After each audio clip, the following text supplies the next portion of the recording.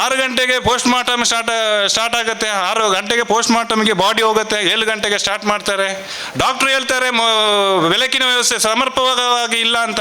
ಯಾವ ಕಾರಣಕ್ಕಾಗಿ ಬೆಳಕಿನ ವ್ಯವಸ್ಥೆ ಇಲ್ಲದಾಗ ನೀವು ಪೋಸ್ಟ್ ಮಾರ್ಟಮ್ ಮಾಡಿದ್ರಿ ವಿವರಿಸಬೇಕಲ್ಲ.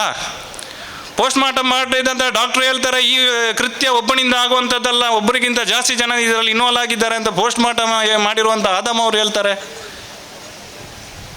ಯಾರು ಹಾಗಾದರೆ ಇನ್ನೂ ಉಳಿದಿರುವಂಥವ್ರು? ಸಂತೋಷ ಅಷ್ಟು ಜನ ಯಾರು ಬಂದವರು ಹೇಳಬೇಕಲ್ಲ. ಪೋಸ್ಟ್ ಮಾರ್ಟಮ್ ಮಾಡೋ ಸಂದರ್ಭದಲ್ಲಿ ಆಕೆಯ ಅನ್ಡೈಜೆಸ್ಟೆಡ್ ಫುಡ್ಡು, ಮನೆಯವರು ಹೇಳ್ತಾರೆ ಅವನು ಮನೆಗೆ ಬೆಳಿಗ್ಗೆ ಉಪವಾಸ ಹೋಗಿದ್ದಾಳೆ, ಮನೆಯಲ್ಲಿ ಹೊಸ ಅಕ್ಕಿ ಊಟ ಇದೆ ಅಂತ ಮನೆಗೆ ಬರ್ತೇನೆ ಅಂತ ಹೇಳಿದ್ದಾಳೆ. ಹಾಗಾದರೆ ಅನ್ಡೈಜೆಸ್ಟೆಡ್ ಫುಡ್ ಎಲ್ಲೋಯ್ತು? ಯಾಕೆ ಇವರು FSLಗೆ ಕಳಿಸಲಿಲ್ಲ? ಅನ್ಡೈಜೆಸ್ಟೆಡ್ ಫುಡ್ ಕಲೆಕ್ಟ್ ಮಾಡಿ FSL ಕಳಿಸುವ ಜವಾಬ್ದಾರಿ ಯಾರ್ದಿತ್ತು? ಸಂತೋಷ್ ರಾವ್ದಿತ್ತಾ? ಇದೆಲ್ಲ ಕೇಳಬೇಕಾದಂಥ ಪ್ರಶ್ನೆ. ಎಲ್ಲ ತರತುರಿಯಲ್ಲಿ ಮಾಡಿ ಯಾವಾಗ ಆಕೆಯ ಅಂಡರ್ವೇರ್ ಕೂಡ ಏನು ಅಂಡರ್ ಗಾರ್ಮೆಂಟ್ಸ್ ಏನಿದೆ ಅದನ್ನು ಮನೆಯಿಂದ ತರ್ತಾರೆ. ಮನೆಯಿಂದ ತಂದಂಥ ಅಂಡರ್ ಗಾರ್ಮೆಂಟ್ಸಲ್ಲಿ ಯಾವುದಾದ್ರೂ ರಕ್ತದ ಕಲೆ ಸಿಗುವಂಥ ಚಾನ್ಸಸ್ ಇದೆಯಾ? ಎಲ್ಲೋಯ್ತು ಅವಳು ಹಾಕಿರೋ ಅಂಡರ್ವೇರು? ಕೇಸಲ್ಲಿ ಅಂಡರ್ವೇರ್ಸ್ ಇಲ್ಲ, ಆಕೆ ಟೈಟ್ಸ್ ಯೂಸ್ ಮಾಡ್ತಾ ಇದ್ದಾಳೆ ಅಂತೇಳಿ ಟೈಟ್ಸನ್ನು ಮಾರ್ಕ್ ಮಾಡಿದ್ದಾರೆ, ಎಗೇನ್ ಅಂಡರ್ವೇರನ್ನು ಮಾರ್ಕ್ ಮಾಡಿದ್ದಾರೆ. ಈಗೆಲ್ಲ ಕಾರಣಗಳಿಂದ ಸಂತೋಷ್ ರಾವ್ ಅಲ್ಲಿರುವ ಬಗ್ಗೆ, ಸಂತೋಷ್ ರಾವ್ನ ಮೇಲೆ ಮೈ ಮೇಲೆ ಆಗಿರುವಂಥ ಗಾಯ, ಸಂತೋಷ್ ರಾವ್ನ ಯಾರು ಹಿಡಿದುಕೊಟ್ರು, ಯಾವ ಕಾರಣಕ್ಕಾಗಿ ಹಿಡಿದುಕೊಟ್ರು? 11ನೇ ತಾರೀಕು ಸಂತೋಷ್ ರಾವ್ನ ಹಿಡಿದುಕೊಟ್ರು ಬಾಹುಬಲಿ ಬೆಟ್ಟದ ಕೆಳಗಡೆ. ಬಾಹುಬಲಿ ಬೆಟ್ಟದ ಕೆಳಗಡೆ ಹಿಡಿದುಕೊಟ್ಟವರು ಯಾರು? ಏನು ಫ್ಯಾಮಿಲಿ ಮೆಂಬರ್ಸ್ ಏನು ಸಂಶಯ ಪಡ್ತಾ ಇದ್ದಾರೆ, ಅವರೇ ತಾನೇ ಸಂಶಯ ಪಟ್ಟು ಸಂತೋಷ್ ರಾವ್ನ 11ನೇ ತಾರೀಕಿಗೆ ಹಿಡಿದುಕೊಟ್ಟ ನಂತರ 12ನೇ ತಾರೀಕು ಇವರು ಸ್ಟೇಷನಲ್ಲಿ ಇಟ್ಕೊಳ್ತಾರೆ. ಸ್ಟೇಷನಲ್ಲಿ ಇಟ್ಕೊಂಡು ಈ ಕೇಸಲ್ಲಿ ಆತನನ್ನು ಅರೆಸ್ಟ್ ಮಾಡೋದು 13ನೇ ತಾರೀಕು. ಇದು ಅತ್ಯಂತ ಪ್ರಮುಖವಾದ ಸಾಕ್ಷಿ. ಇದು ಈ ಕೇಸಲ್ಲಿ ಸಂತೋಷ್ ರಾವ್ನ ಅರೆಸ್ಟ್ ಮಾಡಿರುವಂಥದ್ದು 13ನೇ ತಾರೀಕು.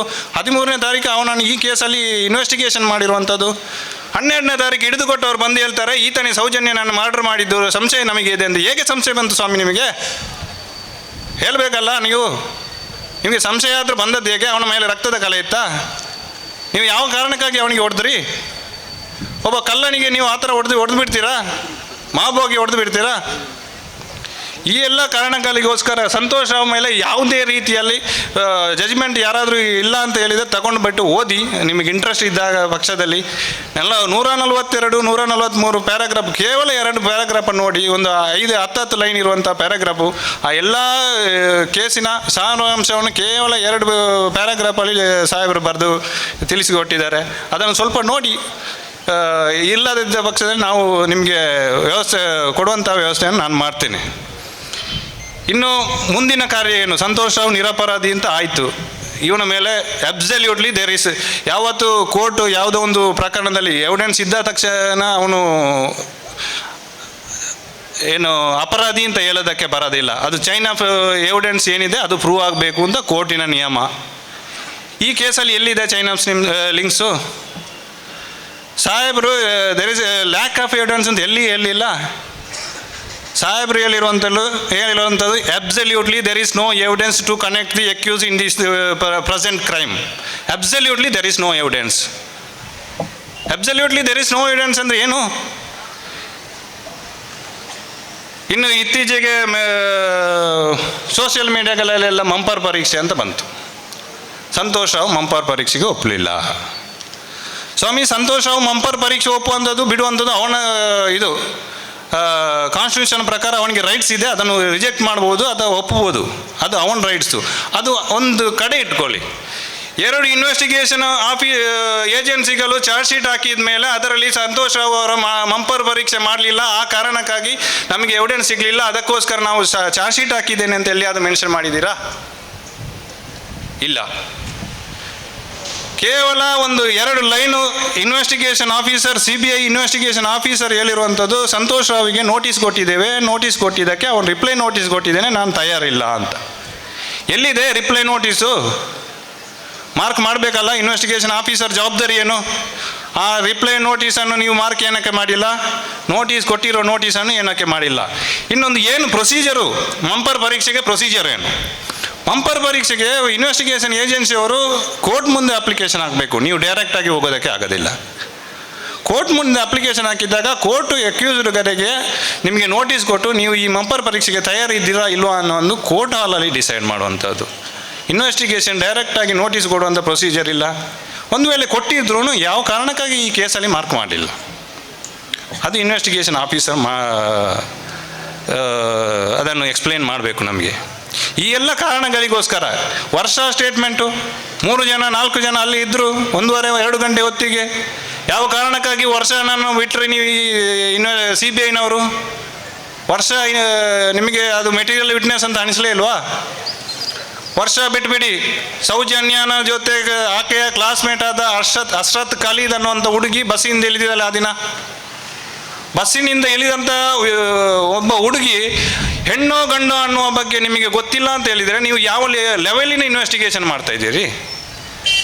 ಯೋಗೇಶ್ ಕುಮಾರ್ ಅವರಿಗೆ ಹರ್ಷತ್ ಖಲೀದ್ ಅನ್ನೋಂಥ ಹುಡುಗಿ ಹೆಣ್ಣೋ ಗಂಡ ಅನ್ನುವ ಬಗ್ಗೆ ಮಾಹಿತಿ ಇಲ್ಲ. ಯಾವ ಕಾರಣಕ್ಕಾಗಿ ಅವಳು ಇನ್ಕ್ರಿಮಿನೇಟಿಂಗ್ ಮೆಟೀರಿಯಲ್ ವಿಟ್ನೆಸ್ ಅಲ್ಲ ಅಂತ ನೀವು ಡಿಸೈಡ್ ಮಾಡಿದಿರಿ. ಈಗ ಹರ್ಷತ್ ಖಲೀದ್ ಮತ್ತು ಸೌಜನ್ಯ ಬಸ್ಸಿನಿಂದ ಇಳಿದ ತಕ್ಷಣ ವಿದಿನ್ 5 ಮಿನಿಟ್ಸಲ್ಲಿ ಕಾಣೆಯಾಗಿರುವಂಥದ್ದು. ಈ ವಿದಿನ್ 5 ಮಿನಿಟ್ಸಲ್ಲಿ ಹರ್ಷತ್ ಖಲೀದ್ ಮನೆ ಎಲ್ಲಿದೆ ಅಂತ ಆದರೂ ನೀವು ಸರ್ಚ್ ಮಾಡಬೇಕಲ್ಲ. ಹರ್ಷತ್ ಖಲೀದ್ ನೆಕ್ಸ್ಟ್ ಇಯರ್ ಎಜುಕೇಷನಿಗೆ ಕೂಡ ಅದೇ ಕಾಲೇಜಿಗೆ ಹೋಗಿದ್ದಾಳೆ. ನೀವು ಎಲ್ಲಿಲ್ಲ ಅಂತ ನೀವು ಬೇಜವಾಬ್ದಾರಿಯಾಗಿ ನೀವು ಕೋರ್ಟ್ ಮುಂದೆ ಹೇಳಿದರೆ ನಾವೆಲ್ಲ ನಂಬೋದಕ್ಕೆ ಆಗತ್ತಾ?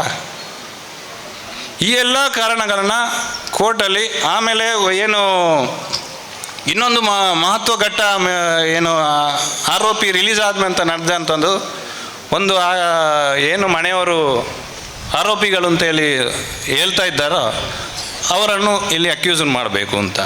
ಅದು ಆಮೇಲೆ ಹೈಕೋರ್ಟಿಗೆ ಹೋಯಿತು. ಹೈಕೋರ್ಟಲ್ಲಿ ತನ್ನದೇ ಆದ ಕಾರಣಕ್ಕಾಗಿ ಅದು ಕ್ವ್ಯಾಶ್ ಆಯಿತು. ಎಗೈನ್ ಫರ್ದರ್ ಇನ್ವೆಸ್ಟಿಗೇಷನ್ ಆಯಿತು. ಫರ್ದರ್ ಇನ್ವೆಸ್ಟಿಗೇಷನನ್ನು ಯಾರು ಸ್ವಾಮಿಗೆ ಸ್ಟೇ ಮಾಡಿದ್ದು? ಏನು ಫರ್ದರ್ ಇನ್ವೆಸ್ಟಿಗೇಷನ್ ಯಾರ ಮೇಲೇನಾಗ್ಬೋದು? ನನ್ನ ಮೇಲೇನಾಗೋದು, ಯಾರ ಮೇಲೇನಾಗ್ಬೋದು? ಯಾವ ಕಾರಣಕ್ಕಾಗಿ ಫರ್ದರ್ ಇನ್ವೆಸ್ಟಿಗೇಷನನ್ನು ನೀವು ಸ್ಟೇ ಮಾಡಿದ್ರಿ? ನೀವು ಜನತೆ ಮುಂದೆ ಹೇಳ್ಬೇಕಲ್ಲ. ಫರ್ದರ್ ಇನ್ವೆಸ್ಟಿಗೇಷನ್ ಯಾರ ಮೇಲೆ ಇತ್ತು? ಯಾರ ಮೇಲೇನೂ ಇರಲಿಲ್ಲ ಪರ್ಟಿಕ್ಯುಲರ್ ಆಗಿ. ಫರ್ದರ್ ಇನ್ವೆಸ್ಟಿಗೇಷನ್ ಇದ್ದಿದ್ದು ಯಾರಾದರೂ ಬೇರೆ ಅವರು ಇದ್ದರೆ ಇನ್ವಾಲ್ವ್ ಆಗಿದ್ದರೆ ಅದನ್ನು ಇನ್ವೆಸ್ಟಿಗೇಷನ್ ಮಾಡಿ ಅಂತ ಇದ್ದಿದ್ದು. ಈ ಎಲ್ಲ ಕಾರಣಗಳಿಂದಾಗಿ ಈತನ ಜೊತೆ ಆಮೇಲೆ ಮಣ್ಣು ಈತನ ಎವಿಡೆನ್ಸ್, ಅಕ್ಯೂಸ್ಡ್ ಎವಿಡೆನ್ಸ್ ನೋಡಿ. ಅಕ್ಯೂಸ್ಡ್ ಹಿಡ್ದ ತಕ್ಷಣ ಆತನ ಕೈಯಲ್ಲಿ ಒಂದು ಬ್ಯಾಗ್ ಇಟ್ಕೊಂಡಿದ್ದ. ಆ ಬ್ಯಾಗನ್ನು ಇವರು ಅಲ್ಲಿ ಸೀಸೆ ಮಾಡೋದಿಲ್ಲ. ಬ್ಯಾಗಲ್ಲಿ ಇದ್ದಂಥ ಜಪಮಾಲೆ, ಅವನದೊಂದಿಗೆ ಜಪಮಾಲೆ, ಅದರೊಂದಿಗೆ ದುಡ್ಡು, ಅವನ ಲುಂಗಿ ಎಲ್ಲ ಏನು ಹಿಡ್ದವರು ಎವಿಡೆನ್ಸ್ ಬಂದು ಹೇಳ್ತಾರೆ. ಆ ಬ್ಯಾಗಲ್ಲಿ ಬಟ್ಟೆ ಇತ್ತು, ಆ ಜಪಮಾಲೆ ತೋರಿಸಿದ್ದ. ನಾನು ಸುಬ್ರಹ್ಮಣ್ಯಕ್ಕೆ ಹೋಗಿದ್ದೆ, ಸುಬ್ರಹ್ಮಣ್ಯದಿಂದ ಧರ್ಮಸ್ಥಳಕ್ಕೆ ಬಂದಿದ್ದೇನೆ, ಧರ್ಮಸ್ಥಳದಿಂದ ನಾನು ಮನೆಗೆ ಹೋಗುವ ಸಂದರ್ಭದಲ್ಲಿ ನನ್ನನ್ನು ಹಿಡಿದಿದ್ದಾರೆ ಅಂತ. ಹಾಗಾದರೆ ಆ ಬ್ಯಾಗು ಕಾಡೊಳಗೆ ಹೇಗೆ ಹೋಯ್ತು? ನೀವು ಮಾಬೋಗಿ ಅಟ್ಯಾಕ್ ಮಾಡಿ ಹಿಡ್ದಂಥ ಒಬ್ಬ ವ್ಯಕ್ತಿಯಲ್ಲಿದ್ದ ಬ್ಯಾಗು ಕಾಡೊಳಗೆ ಹೇಗೆ ಹೋಯ್ತು? ಅದು ಯಾರು ತಗೊಂಡೋದ್ರು ಹೇಳಬೇಕಲ್ಲ ಇನ್ವೆಸ್ಟಿಗೇಷನ್ ಆಫೀಸರು. ಸಂತೋಷ್ ಬಟ್ಟೆ ಮೇಲೆ ಸಿಕ್ಕಂಥ 6 ಕೂದಲು 5 ಕೂದಲು ಅವನ ಬಟ್ಟೆಯಲ್ಲಿ ಸಹಜವಾಗಿ ಅವನ ಕೂದಲು ಸಿಗುವಂಥದ್ದು. ಇನ್ನೊಂದು ಕೂದಲು ಯಾರ್ದು ಅಂತಿಲ್ಲ, ಗಂಡಸನದು. ಯಾರ್ದು? ನೀವು ತನಿಖೆ ಮಾಡಬೇಕಲ್ಲ ಅದನ್ನು. ಡಾಕ್ಟ್ರ್ ಕಲೆಕ್ಟ್ ಮಾಡಿರುವಂಥ ವೆಜಿನಲ್ ಸ್ವಾಬ್ 10ನೇ ತಾರೀಕು ಕಲೆಕ್ಟ್ ಮಾಡಿರುವಂಥ ವೆಜಿನಲ್ ಸ್ವಾಬನ್ನು 20ನೇ ತಾರೀಕು ನೀವು FSLಗೆ ಕಳಿಸ್ತೀರಿ. FS ರಿಪೋರ್ಟ್ ಕೊಡ್ತಾರೆ, ನೀವು ಏನು ಕ್ರಮಬದ್ಧವಾಗಿ ಅದನ್ನು ಕಲೆಕ್ಟ್ ಮಾಡಿಲ್ಲ, ಅದು ಡ್ರೈ ಆಗಿಲ್ಲ, ಫಂಗಸ್ ಬಂದಿದೆ ಅಂತ. ವಿದಿನ್ 72 ಅವರ್ಸ್ ಒಳಗಡೆ ಕಳಿಸಿದರೆ ಮಾತ್ರ ನಾವು ರಿಪೋರ್ಟ್ ಕೊಡ್ತೇವೆ ಅಂತ ಹೇಳಿದ್ದಾರೆ. ಹಾಗಾದರೆ 10ನೇ ತಾರೀಕು ಕಳಿಸಿರುವಂಥದ್ದು ಯಾರ್ದು ವೈಫಲ್ಯ? ಸಂತೋಷ್ ರಾವ್ ಅವ್ರದ್ದಾ? ಸಂತೋಷ್ ರಾವ್ ಆವಾಗ ಇದ್ರಾ ಈ ಕೇಸಲ್ಲಿ? ಈಗೆಲ್ಲ ಕಾರಣಗಳನ್ನು ಅಚ್ಚುಕಟ್ಟಾಗಿ ಸಾಹೇಬರು ಇದರಲ್ಲಿ ಮೆನ್ಷನ್ ಮಾಡಿದ್ದಾರೆ. ಆಮೇಲೆ ಸಾಹೇಬ್ ಇನ್ನೊಂದು 136 ಪ್ಯಾರಾಗ್ರಾಫಲ್ಲಿ ಕೂಡ ಹೇಳಿದ್ದಾರೆ. ಏನು ಮನೆಯವರು ಹೇಳ್ತಾ ಇದ್ದಾರೆ 3 ಜನರ ಹೆಸರನ್ನು ಅವರ ಬಗ್ಗೆ ನೀವು ಯಾವುದೇ ತನಿಖೆ ಮಾಡಲಿಲ್ಲ ಅಂತ. ನಾನು ಹೇಳಿದಲ್ಲ, 136ನೇ ಪ್ಯಾರಾಗ್ರಾಫಲ್ಲಿ 136 ಪ್ಯಾರಾಗ್ರಾಫಲ್ಲಿ ಸಾಹೇಬ್ರು ಹೇಳಿರುವಂಥದ್ದು ನೀವು ಅವರನ್ನು ತನಿಖೆ ಮಾಡುವಲ್ಲಿ ಯಾವುದೇ ಪ್ರಯತ್ನ ಪಡಲಿಲ್ಲ ಅಂತ. ಆದ್ದರಿಂದ ಈ ಸಂತೋಷ್ ರಾವ್ ಅನ್ನುವಂಥ ಒಬ್ಬ ಅಮಾಯಕ, ಏನೂ ಗೊತ್ತಿಲ್ಲ ಆತನಿಗೆ. ಆತ ನನ್ನೊಟ್ಟಿಗೆ ಮಾತಾಡಿದಂಥ ಸಂದರ್ಭದಲ್ಲಿ ಹೇಳ್ತಾ ಇರುವಂಥದ್ದು, ನನಗೆ ಜೈಲಿಗೆ ಹೋಗುವಲ್ಲಿವರೆಗೆ ನನಗೆ ಸ್ಥಳದಲ್ಲಿ ಆ ಥರ ಒಂದು ಘಟನೆ ನಡೆದಿದೆ ಅಂತ ಗೊತ್ತಿಲ್ಲ ನನಗೆ ಅಂತ. ಜೈಲಿಗೆ ಹೋಗುವಲ್ಲವರೆಗೂ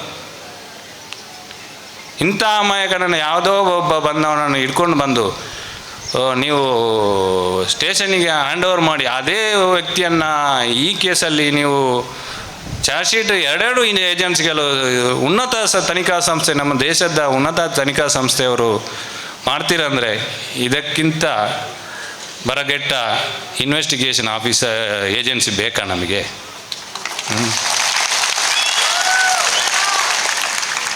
ಎಲ್ಲ ಕಾರಣಗಳನ್ನು ಅಚ್ಚುಕಟ್ಟಾಗಿ ಸಾಹೇಬರು ಈ ಜಜ್ಮೆಂಟಲ್ಲಿ ಮೆನ್ಷನ್ ಮಾಡಿದ್ದಾರೆ.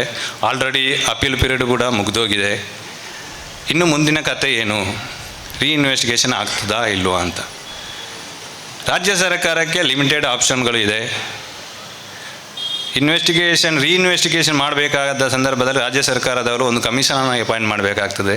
ಆ ಕಮಿಷನ್ ರಿಪೋರ್ಟ್ ಆಧಾರದ ಮೇಲೆ SIT ಫಾರ್ಮ್ ಮಾಡಬೇಕಾಗ್ತದೆ. ಇಲ್ಲ ಅಂದರೆ ಹೈಕೋರ್ಟಿಗೆ ಹೋಗಬೇಕು, ರಿಟ್ ಪಿಟಿಷನ್ ಹಾಕ್ಕೊಂಡು ಹೈಕೋರ್ಟಿಂದ ಡೈರೆಕ್ಷನ್ ತಗೊಂಡು ಬಂದು ರೀಇನ್ವೆಸ್ಟಿಗೇಷನ್ ಮಾಡಬೇಕು. ಅದು ಮನೆಯವರಿಗೆ ಇದೆ. ಸಂತೋಷ್ ರಾವ್ ಅವರ ಏನು 11 ವರ್ಷ ಕೇಸಿನಲ್ಲಿ ಹೊಡೆದಾಡಿದ್ದಾನೆ, ಕಾಂಪನ್ಸೇಷನು ಇವಾಗಂತೂ ಸದ್ಯಕ್ಕೆ ಸಿಗೋದು ಕಷ್ಟ. ಕಾಂಪನ್ಸೇಷನು ಒಂದು ವೇಳೆ ರೀಇನ್ವೆಸ್ಟಿಗೇಷನ್ ಆಗಿ ಬೇರೆ ಯಾರಾದರೂ ಅಕ್ಯೂಸ್ಡ್ಗಳು ಅದರಲ್ಲಿ ಬಂದ ಸಂದರ್ಭದಲ್ಲಿ ನಾವು ಕಾಂಪನ್ಸೇಷನಿಗೆ ಇದು ಹಾಕ್ಬೋದು. ಈ ಎಲ್ಲ ಕಾರಣಗಳಿಂದ ನನಗೆ ಸಂತೋಷ್ ರಾವ್ ಪರವಾಗಿ ಸುಮಾರು 2016ರಿಂದ 23ರವರೆಗೆ ಅವನ ಪರವಾಗಿ ಕೆಲಸ ಮಾಡೋದಕ್ಕೆ, ಬಹುಶಃ ನನ್ನದು ಒಂದು ಮೈಶೆಟ್ಟಿ ತಿಮ್ಮರೋಡಿಯವರ ಜೊತೆ ಅಲ್ಲಿಲೂ ಸೇವೆ ಮಾಡೋದಕ್ಕೆ ನನಗೆ ಅವಕಾಶ ಸಿಕ್ಕಿದೆ. ನಿಮಗೆಲ್ಲರಿಗೂ ನಿಮ್ಮ ಪ್ರೀತಿಗೆ ಚಿರಋಣಿ ಆಗುತ್ತಾ ನಿಮ್ಮೆಲ್ಲರಿಗೂ ವಂದಿಸ್ತಾ ನನಗೆ ಅವಕಾಶ ಕೊಟ್ಟಿದ್ದ ಎಲ್ಲ ಸಂಘಟನೆಯ ಸದಸ್ಯರಿಗೂ ಅದಕ್ಕೆ ಕಾರ್ಯಕಾರಿ ಸಮಿತಿಯ ಸದಸ್ಯರಿಗೂ ಎಲ್ಲರಿಗೂ ಅಭಿನಂದನೆ ಸಲ್ಲಿಸ್ತಾ ನನ್ನ ಮಾತಿಗೆ ಕೊನೆಗೊಳಿಸ್ತೇನೆ. ಜೈ ಹಿಂದ್, ಜೈ ಕರ್ನಾಟಕ. ಸುದ್ದಿ ಚಾನಲ್, ಕ್ಷಣ ಕ್ಷಣದ ಸುದ್ದಿಗಾಗಿ.